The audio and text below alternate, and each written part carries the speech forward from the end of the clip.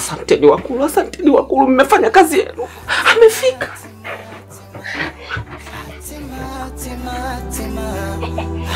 Hatima ya ndoa yetu. Hatima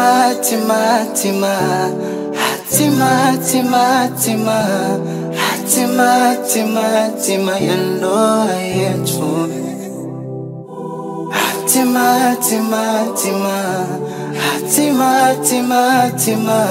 Hatima ya ndoa yetu.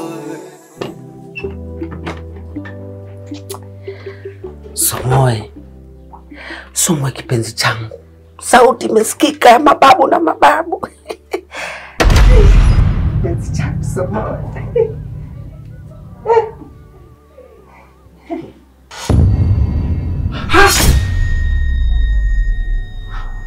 Ila baba, umenipa moyo wa subira, lakini baba, nitashindwa vumilia. Ila baba. Samani Kai bwana, umeingilia maombi ambayo yalikuwa sio yako. Nilikuwa nimemwombea mtu mwingine, sasa nikajua ndo kashafika. Samani babangu. Kila kukicha munani haziishi tafarani. Kila nikitenda wema naonekana sina fadhila. Yani bora ningefanya makosa, ningesema nazibiwa, kuliko vijembe ninavyochimbwa mpaka najuta kuzaliwa. Ila baba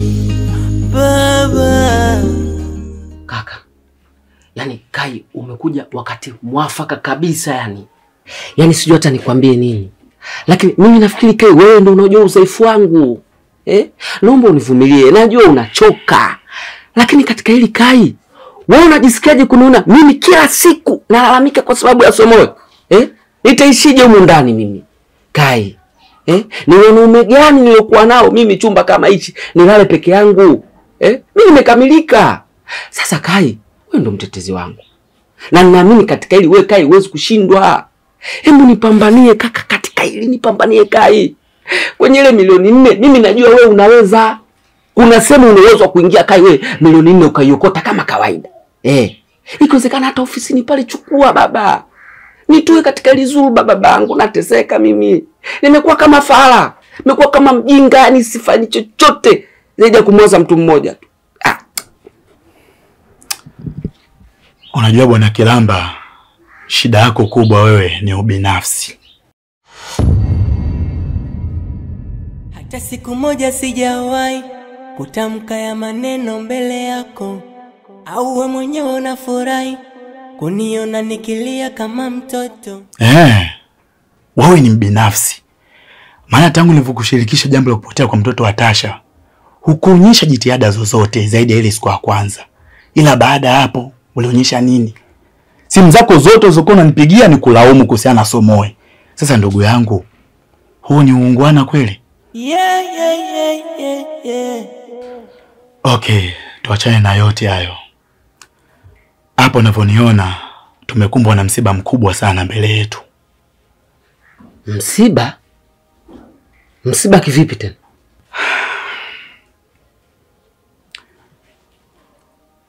Mke wa Tasha amefariki dunia.